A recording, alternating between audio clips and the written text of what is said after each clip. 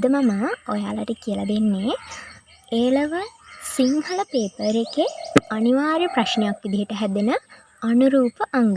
අනුරූප අංග තෝරලා ලකුණු ගන්න ඕනි ප්‍රශ්නයට අදාළ වෙන ප්‍රධාන පාඩම් කොටස් දෙකක් තියෙනවා. ඒ තමයි තත්සම සහ තද්භව.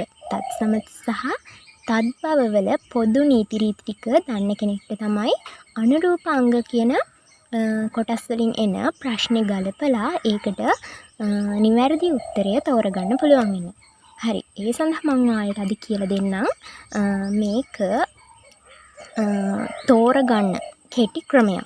ඔයාලා අනිවාර්යයෙන්ම විභාග ශාලාවට ගියාම ඔයාලට හම්බ වෙනවා එකටම කටුකොළ ටිකක් දෙනවා. එතකොට කටුකොළ ටික දුන්නාට පස්සේ සාමාන්‍යයෙන් විනාඩි 5කට පේපර් එක දෙන්න විනාඩි 5කට වගේ ඉස්සෙල්ලා තමයි අපිට මේ කටුකොළ ටික දෙන්නේ. එතකොට ඔයාලට අනිවාර්යයෙන්ම ව්‍යාකරණ පේපර් එකට උත්තර ලියනවා නම් ලකුණු ගන්න ඕනි කෙනෙක් නම් එයාට හෝඩිය ලියලා තියාගන්න එක වැදගත් වෙනවා.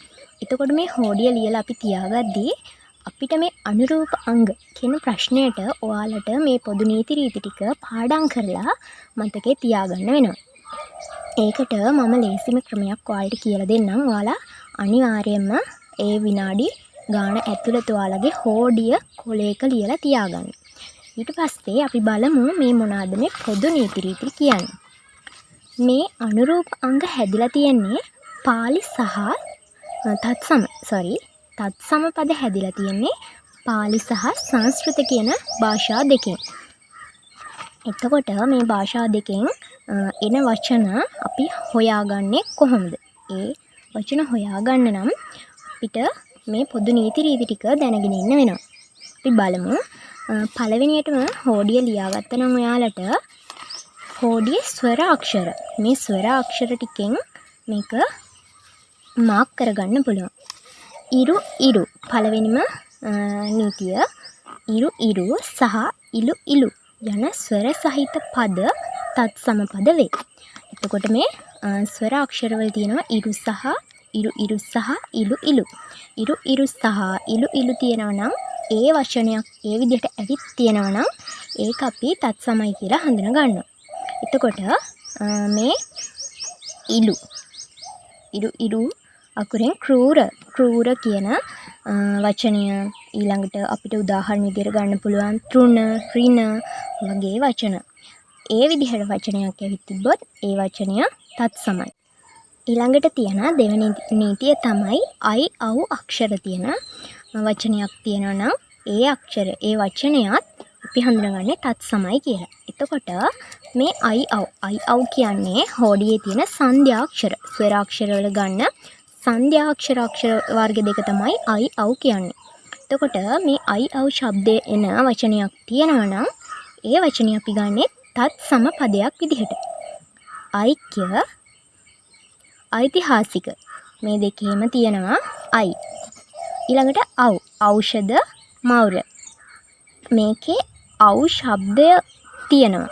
මේ අකුර නැති වුණාට මෙතන අව් කියන ශබ්දය තියෙනවා. එතකොට ඒ වචනයත් අපි තත්සම ගණයට තමයි අදාළ කරගන්නේ. ඔයාලා මේ විදිහට ඔයාලා ලියාගත්ත හෝඩිය අරගෙන මතකෙන් කොටස් කරලා තියාගන්න. දැන් මේ ටික මේ විදිහට අපි මාක් කරගන්නවා. මෙහෙම තිබ්බොත් ඒ වචන වලින් ඒ අකුරු වලින් එනවා නම් ඒ වචනය තත්සමයි.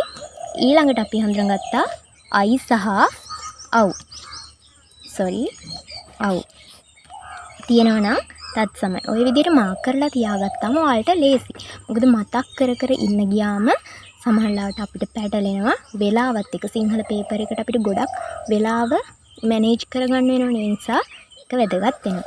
ඊළඟට විසර්ගය සහ අනුස්වාරය. ඒ තියෙන්නේ ස්වර කොටසනේ. ඒකත් අපිට මාක් කරගන්න පුළුවන්.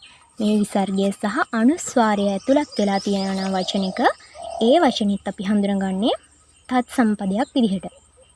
එතකොට මේ අනුස්වාරය අංකය. අනුස්වාරය කියන්නේ බිංදුව. අපි අපේ සාමාන්‍ය ව්‍යවහාරයේ වචනයක් කිව්වොත් බිංදුවට තමයි අනුස්වාරය කියන්නේ. ඊළඟට මනක් කල්පිත. ඒ වගේ වචනයක් ඇවිල්ලා තිබ්බොත් ඒ විසර්ගය ඇතුළත් වචනයක් අපි හඳුනා ගන්නවා තත්සම පදයක් විදිහට. ඊළඟට තත්සම පද හඳුනා ගන්න අපිට දීර්ඝ ස්වර. ස්වර කොටසේ දීර්ඝ ස්වර ටික අපිට වැදගත් වෙනවා. ඒ වගේම ඔයාලා දන්නවනේ දීර්ඝ ස්වර මොනවාද කියලා ඔයාලට ඒ ටික මාක් කරගන්න පුළුවන්. එතකොට ආ අකුර, ඈ අකුර, ඊ, ඌ, ඉරු, ඉලු, අයි, අව් කියන අකුරු ටික ඕ අකුර ඇවිත් තිබ්බොත් ඒක අපි හඳුනගන්නේ. ඒ කියන්නේ ඒ වචනෙන් ඒ අකුරෙන් වචනයක් ඇවිල්ලා තියෙනවා නම් ඒකත් තත්සමයි. දීර්ඝ ස්වර. ඔයාලට පටල ගන්න එක තැනක් තමයි ඔයාලා හිතනවා දැන් මේ ඈ යා කියමු. ඈ යා නැතුව මේ විදිහට කෑ දැත්තා. දැන් මෙතන තියෙන ඈ කියලා නෑනේ. මෙතන ඈ කියලා නෑ. නමුත් මෙතන ශබ්දය තියෙනවා. අල් කයන්නට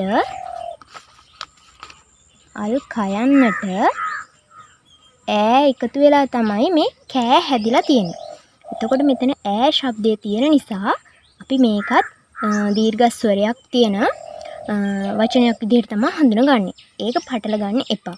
මේ ඌ ඊ වගේ ශබ්ද ඇවිල්ලා තියෙනවනේ පිල්ලම් එක්ක ඒවා එන්න පුළුවන්. එතකොට ඒක පටල ගන්නේ නැතුව ඔයාලා තත්සම කියලා ඒ වචනය හඳුනගන්න ඕනේ. අපිට මේ ටික තමයි ස්වර කොටසින් මාක් කර ගන්නවා නම් ඔයාලට මාක් කරගන්න තියෙන්නේ. මොකක්ද දැන් ඔන්න ඔයාලට හොයාගන්න ලේසි. ඔන්න මතකෙන් කියලා බලන්න. ඉරු ඉලු තියෙනවා නම් තත්සමයි. ඊළඟට අයි අව් තියෙනවා නම් තත්සමයි. අනුස්වාරය සහ විසර්ගයේ තියෙන පද තත්සමයි. ඊළඟට දීර්ඝ ස්වර. ඔන්න ස්වර කොටසින් ඔයාලා ප්‍රධාන වශයෙන් 4ක් මේ නීති 4ක් මතක තියාගත්තා. මේක ඔයාලා ලියාගත්ත හෝඩියේ ඒ වෙලාවෙම මාක් කරගන්න. එතකොට ඒක ඔයාලට හොයාගන්න ලේසි වෙනවා. ඊළඟට මේ ඔයාලා ලියාගත්ත හෝඩියේ ඔයාලා මාක් කරගන්න ඕනේ ව්‍යංජන කොටසේ. ස්වරාක්ෂර කොටසෙන් ඔයාලා පොදු නීති රීති 4ක් මාක් කරගත්තා. මේ ව්‍යංජන කොටසට අදාළ වෙන නීති ටික ඔයාලා හඳුනා ගන්න ඕනේ. ඒ ටික මතකෙන් ඒකෙත් මාක් කරගත්තාම මේ වැඩේ ලේසි වෙනවා. එතකොට න අකුර සහිත පද තත්සම පද වේ. ලංකා දැන් අපි ලංකා ලියන්නේ අනුස්වාරය සහිතව. නමුත් අතීතයේ විදිහට අපි ලියුවොත් මේ විදිහට තමයි මේ න ශබ්දය අකුර දාලා තමයි අපි ලංකා කෙනෙක් ලියාගත්තේ. ඊට ඔයාලට මාක් කරගන්න පුළුවන් මේ පේලේ තියෙනවා න අක්ෂරයේ තියෙනවා නම් තත්සමයි. ඊළඟට ච අකුර සහිත පද තත්සමයි. මේක නම් ගොඩක් වෙලාවට හොයාගන්න පුළුවන්. දැන් බලන්න ඔයාලා ඉස්සෙල්ලා අනුස්වාරය ඉගෙන ගත්තා. එතකොට මේකේ කෙටි ස්වර. මේකේ දැන් ඔයාලට දීර්ඝ ස්වර කොහෙවත් හොයාගන්න නැහැ. නමුත් ච අකුර දෙපාරක් ඇවිත් තියෙනවා. අනුස්වාරය තියෙනවා. එතකොට අපි මේක කොහොමත් මේකේ කෙටි ස්වර තිබ්බා කියලා මේක අපි තත් බව පදයක් කියලා හඳුනගන්නේ නැහැ. අපි මේක හඳුනගන්නේ තත් සම පදයක් විදිහට. එතකොට චන්ද්‍රිකාව, චංචල වගේ ඒවා එනවනම් ඒ පද තත්සමයි. එතකොට අපිට මාක් කරගන්න පුළුවන් එකත් ච අක්ෂරයේ තියෙනවා නම් තත්සමයි. ඊළඟට ඤ අක්ෂර ඇතුළත් වෙන වචන තත්සමයි. දැන් අපිට මේ හෝඩියේ මේ ඤ අක්ෂරය කොතනකවත් දක්නට ලැබෙන්නේ නැහැ. හැබැයි අපිට මේ ඤ අක්ෂරය දක්නට ලැබෙනවා. මේ හෝඩියේ අපිට හෝඩියේ තියෙන අඩුපාඩු විදිහට ඉගෙන ගද්දි අපි ඉගෙන ගන්න දෙයක් තමයි මේ ඤ අක්ෂරය හෝඩියේ අන්තර්ගත නැහැ. නමුත් සිංහලයේ වචන කතා කරද්දී අපි ඒ ඤ අක්ෂරය භාවිතා කරනවා. එතකොට හෝඩිය නැති වුණාට ඒක ඔයාලා විභාගෙට ගිහින් මේ ළඟින් ලියලා තියාගන්න. මේ ඤ අක්ෂරයක් තියෙනවා නම් තත්සමයි. පිපිඤ්ඤා, ප්‍රඥාව ඒ වගේ වචනයක් ඇවිත් තිබ්බොත් ඤ මේ ඤ අකුර හෝ මේ ඤ අකුර ඇවිල්ලා තිබ්බොත් ඒ වචන තත්සමයි. ඊළඟට තාලුජ ෂ, මූර්ධජ ෂ. ඔයාලා දන්නවා. ඒක තියෙනවා මේ විදිහට හෝඩියේ. ඒකත් මාක් කරගන්න. මේ විදිහට මාක් කරගත්තාම ඔයාලට හිතින් මතක් කරන්න දෙයක් නැහැ. ලේසි MCQ ටික කරලා සාමාන්‍යයෙන් ඕනිම කෙනෙක් ලේසිම ටිකනේ කරන්නේ. ඒ ටික කරලා ඔයාලට මේ මාක් කරගත්ත ටිකෙන් අරක අනුරූපාංග ප්‍රශ්නෙට උත්තරය හොයාගන්න ලේසි වෙනවා. මතක් කර කර ඉන්න ඕනි නෑ. එතකොට මේ තාලුජ ෂ සහ මූර්ධජ ෂ ශක්ති, ශාන්ති, වර්ෂ, අක්ෂී වගේ පද අපි එතකොට ගන්නවා මේ තාලුජ ෂ සහ මූර්ධජ ෂ අක්ෂර ආපු ඒවා තත්සමයි විදිහට. ඊළඟ නීතිය විදිහට හඳුනගන්න 9 වෙනි නීතිය. මොනවාද? ඒත් ව්‍යංජන අක්ෂර ගොඩේ තමයි තියෙන්නේ. මහ ප්‍රාණාක්ෂර සහිත පද තත්සම වේ. මහ ප්‍රාණාක්ෂර සහිත පද තත්සම වේ. මේ හෝඩියේ මහ ප්‍රාණාක්ෂර ටිකත් අපිට මාක් කරගන්න මාරම ලේසි. බලන්න මේ කජට තප, ගජඩ දඹ ඔය අකුරු ටිකෙන් වචනයක් තියෙනවා නම් ඒක තත්සමයි. මේ තත්සම තත්බව හොයද්දි එක දැන් කෙටි ස්වර අපි ඉස්සෙල්ලා හඳුනගත්ත මේ චංචල කියන වචනේ එක කොටසක් කෙටි ස්වර කියලා තිබ්බ පළියට ඒ තිබ්බ උනාට අපි ඒක තත්බව ගණයට යොදාගන්නේ නැහැ. ඒකේ ගොඩක්ම අපිට දකින්න තියෙන්නේ තත්සම වලට අයත් කොටස්. ඒ නිසා අපි ඒක තත්සමයි කියලා තමයි හඳුනගන්නේ. ඊළඟට මේ විදිහට මහ ප්‍රාණාක්ෂර තියෙනවා නම් තත්සමයි කියලා හඳුන ගන්නවා. මහ ප්‍රාණාක්ෂර ටික මාක් කරගත්තා. ඔයාලට ඒ තියෙන වචනේ ඒ අකුරු තියනවාද කියලා බැලුවා. එහෙනම් තත්සමයි කියලා ඔයාලට හොයාගන්න පුළුවන්. ඊට මේ ක අකුරෙන් khනිජ, ච ඡන්ද, ධනය, ඵල වගේ වචන ඇවිත් තියෙනවා නම් අපි තත්සමයි කියලා හඳුන ගන්නවා. ඊළඟට නීතිය තමයි නාසික්‍ය අක්ෂර සහිත පද තත්සම වේ. නාසික්‍ය අක්ෂර කියන්නේ නාසය ආධාරයෙන් නාසයෙන් තමයි මේ අක්ෂරය උච්චාරණය කරද්දී හඬ නැගෙන්නේ. එතකොට මේ නම කියන අකුරු ටික තියෙනවා නම් ඒ වචනයත් තත්සමයි. ඔයාලා මේ ටික කියද්දී ලියා ගන්න. එතකොට ඔයාලට ලේසි. එතකොට මේ නාසික්‍ය අක්ෂර සහිත පද තත්සම වේ. මානය. දැන් මේකේ බලන්න මෙතන මා කියද්දි දීර්ඝස්වරයක් තියෙනවා. දීර්ඝස්වර තියෙනවා නම් ඒ තත්සම ගණයට තමයි අපි හඳුනගන්නේ. එතකොට න තියෙනවා. තත්සම් පදයක් විදිහට අපිට මේ මානය කියන වචනය හඳුනගන්න පුළුවන්.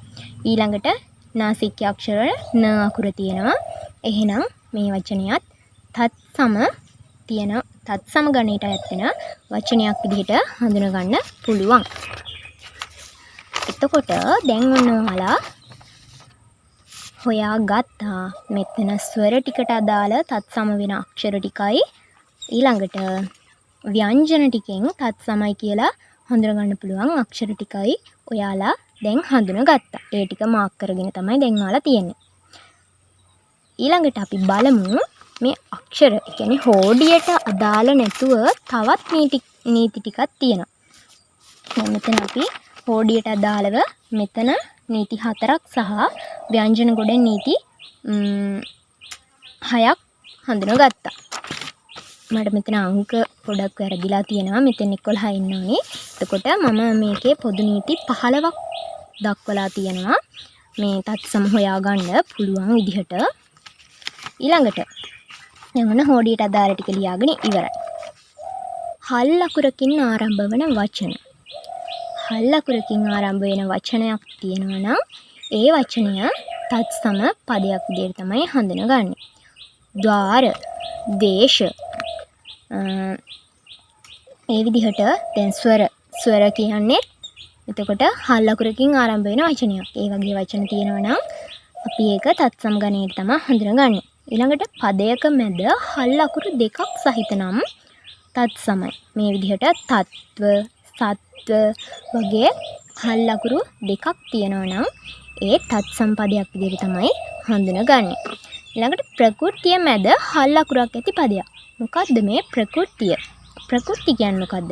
වචනික අපි වචනයක් ගත්තාම ප්‍රකෘති සහ ප්‍රත්‍ය කියලා කොටස් දෙකකට බෙදෙනවා. එතකොට මේකේ මේ ප්‍රකෘතිය සහ ප්‍රත්‍ය අපිට හඳුනගන්න පුළුවන්. එතකොට මේ හඳුනගන්න අපි ප්‍රකෘතියේ දැන් ධර්ම, චර්ම, කර්ම මේ ප්‍රත්‍ය තමයි වෙනස් වෙන්නේ. ප්‍රකෘතිය කොයිම වෙලාවකවත් වෙනස් වෙන්නේ නැහැ. ප්‍රත්‍ය වෙනස් කරලා වචනය වෙනස් කරන්න පුළුවන්. නමුත් ප්‍රകൃතිය වෙනස් කරන්න බෑ. එතකොට මේ ප්‍රകൃතියක් මැද හල් ලකුරක් ඇවිල්ලා තියෙනවා නම් ඒ වචනයත් අපි තත්සම ගණයට අයත් වෙන වචනයක් විදිහට තමයි හඳුනගන්නේ. ඊළඟට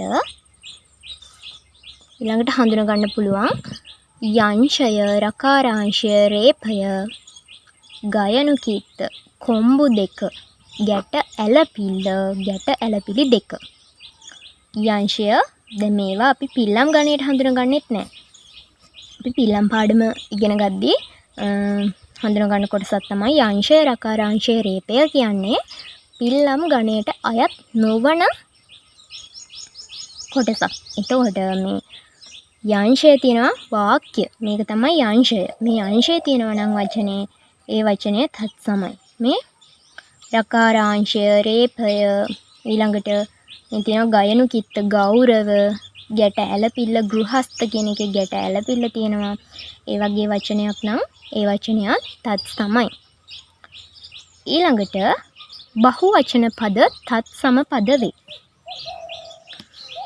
උදාහරණ විදියට සාගර, ආහාර, වාහන වගේ වචන අපිට උදාහරණ විදියට ගන්න පුළුවන්. මේ විදිහට බහුවචන පද තත්සම ගණයට හඳුන ගන්නවා. එතකොට මම තත්සම පද හඳුන ගන්න ආයත විදි 15ක් කියලා දුන්නා. ඒතර මේ 15 මුලින්ම ඔයාලා ස්වරවල 4යි, ව්‍යංජන වලට කොටස් 6ක් තිබ්බා. ඊට අමතරව ස්වර ව්‍යංජන වලට අයත් නොවන විදිහට පොදු රීති ටිකක් තියෙනවා. එතන 5ක් තියෙනවා. ඒකත් මතක තියාගන්න ලේසි. මොකද්ද? හල් ලකුරකින් ඔන්න හල් කිරීමෙන් තමයි ඒ ටික හැදිලා තියෙන්නේ. හල් ලකුරකින් ආරම්භ වෙනවා නම් තත්සමයි. හල් ලකුරු දෙකක් මැදට ඇවිත් තියෙනවා නම් තත්සමයි. ප්‍රകൃතිය මැද හල් ලකුරක් තියෙනවා නම් තත්සමයි. එතකොට හල් ලකුරෙන් නීති 3යි. ඊට පස්සේ යංශය, රකාරාංශය, රේපය, ගයනු කිත්ත, කොම්බු දෙක, ගැට ඇලපිල්ල සහ ගැට ඇලපිලි දෙක තියෙනවා නම් තත්සමයි. වගේම බහුවචන පද තත්සමයි. එතකොට ඔයාලට හිතා ගන්න පුළුවන් දැන් මෙතන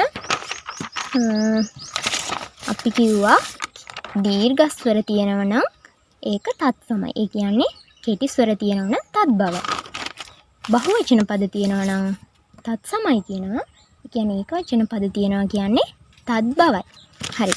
තව වීඩියෝ එකකින් මම ඔයාලට තත් බව හඳුන ගන්න විදිහත් තත්සමතා සහ තත් බව පද හඳුනගෙන අනුරූප අංග තෝරගන්න විදිහත් වීඩියෝ එකකින් අරගෙන එන්නම්. මේ විදිහට ඔයාලා එක්සෑම් එකට ගියාම කටුකොලේ ලියා ගන්න හෝඩිය ලියාගෙන මේ කොටසට මේක හොයාගන්න රීති 10ක් දාගන්න පුළුවන්. ඊට අමතරව අනිත් පහ මතක තියෙන්න ඕනි. ඒ විදිහට කරගත්තාම ඔයාලට ලේසි. එහෙනම් අදට වීඩියෝ එක නතර කරනවා. මේ ටික ඔයාලා ලියාගෙන හොඳට පාඩම් කරලා මතක තියාගෙන හදිස්සියේ විභාග ලියද්දී අනුරූපාංග ප්‍රශ්නයට උත්තරය හොයනකොට ඒක මාක් කරගෙන තියාගෙන හිමීට හොයන්න. එතකොට ඔයාලට ඒකෙන් ගන්න ලකුණු ගාණත් මගහැර නොගෙන ඒ ලකුණු ගාණත් එකතු කරගන්න පුළුවන්. මොකද ඒ ලෙවල් විභාගයේදී එක ලකුණක් වුණත් වටිනවා. 74 තියෙන ළමයට එක ලකුණක් අරගෙන 75 ඒ සාමාර්ථයකට යන්න පුළුවන්. ඒ නිසා මේ කොටස් ගැන හොඳින් අවධානයෙන් ඉන්න. වීඩියෝ එකත් එක්ක රැඳිලා හිටපු ඔයාලට thank you.